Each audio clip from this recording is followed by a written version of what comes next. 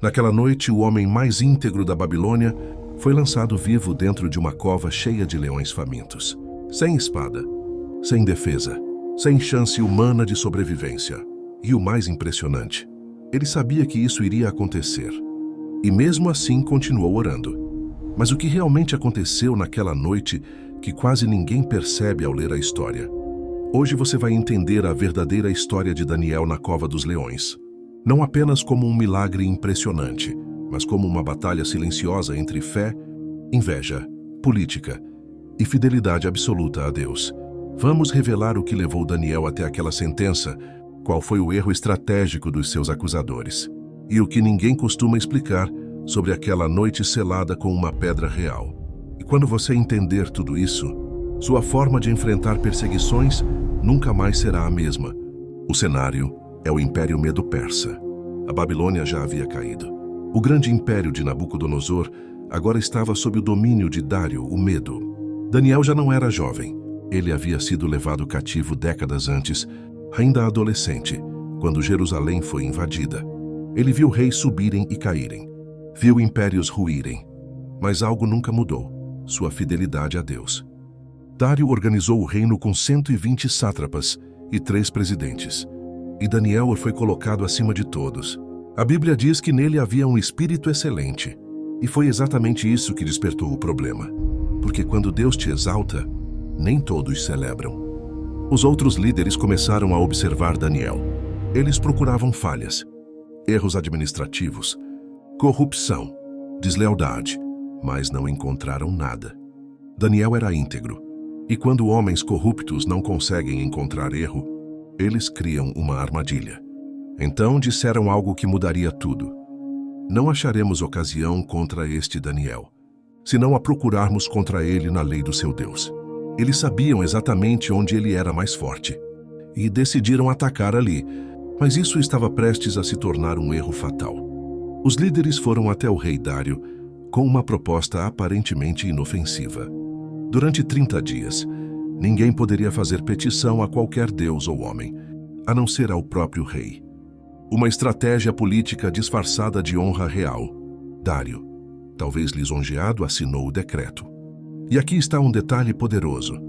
A lei dos medos e persas não podia ser revogada, nem pelo próprio rei.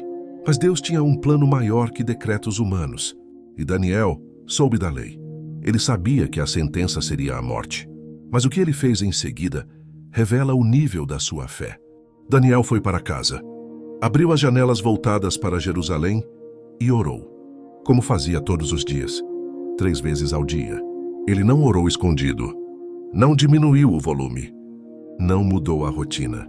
Quantas vezes nos sentimos pressionados a diminuir nossa fé para evitar problemas? Quantas vezes pensamos, Deus vai entender se eu me adaptar só dessa vez? Daniel não negociou, e foi exatamente ali que os homens estavam esperando. Eles correram ao rei, acusaram Daniel, e naquele momento, Dário percebeu que havia sido manipulado. Mas já era tarde demais, e a sentença foi pronunciada. Mas o que aconteceu entre a sentença e o amanhecer é o que quase ninguém explora. Daniel foi levado até a cova. Leões reais, famintos, treinados para a execução. Uma pedra foi colocada na entrada. O anel do rei selou o fechamento. Agora não era mais uma questão política. Era uma sentença irreversível. Mas aquela não seria uma noite comum. Algo invisível estava prestes a acontecer dentro daquela escuridão. Por que os acusadores escolheram a oração como armadilha? Porque sabiam que Daniel jamais abandonaria sua comunhão com Deus. Eles não atacaram seu caráter, atacaram sua devoção.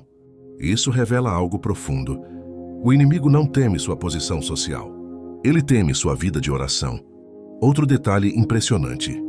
O texto bíblico diz que o rei passou a noite em jejum, sem música, sem distrações. Enquanto Daniel estava entre leões, o rei estava inquieto no palácio. Quem parecia preso, na verdade estava protegido. Quem parecia seguro estava angustiado. E então vem o detalhe mais poderoso.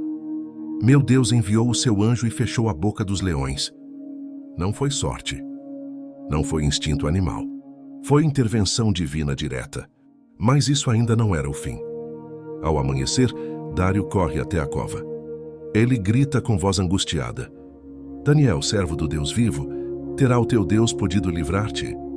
E então da escuridão vem a resposta: Ó rei, vive para sempre. Imagine esse momento. O impossível havia acontecido. Daniel é retirado da cova. Nenhum arranhão, nenhuma ferida, porque confiou em seu Deus. Mas então vem a virada mais chocante. Os acusadores foram lançados na mesma cova. E antes de chegarem ao fundo, os leões os despedaçaram.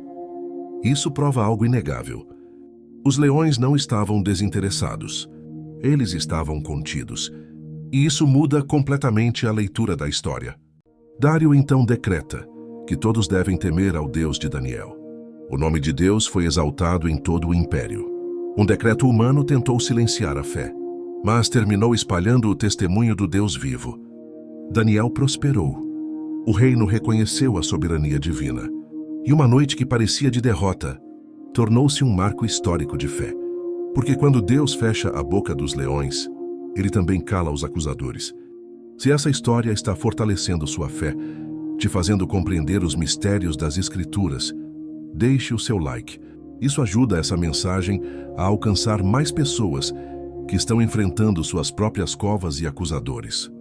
E se você ama mergulhar profundamente nas Escrituras, confira a recomendação de Bíblia que deixamos na descrição. Conhecer a palavra transforma completamente a forma como enfrentamos as provas. A verdadeira história de Daniel não é apenas sobre leões, é sobre integridade sob pressão. É sobre permanecer fiel quando todos observam. É sobre continuar orando quando decretos tentam calar sua fé. Talvez você esteja enfrentando sua própria cova. Talvez existam pessoas tentando criar armadilhas contra você. Talvez você esteja sendo injustiçado por causa da sua fé. Mas a história de Daniel nos ensina algo eterno. A cova pode ser o lugar da intervenção divina. A sentença pode ser o cenário do milagre. E quando Deus decide agir, nem as feras mais ferozes podem tocar em você. Mas essa não foi a única vez em que um decreto tentou desafiar o Deus vivo. Houve outro momento em que 3 homens foram lançados em uma fornalha ardente, e um quarto homem apareceu no fogo. E o que aconteceu ali revela algo ainda mais impressionante sobre a presença de Deus nas crises. Essa é a próxima história que você precisa ouvir. Deus te abençoe. Até o próximo vídeo.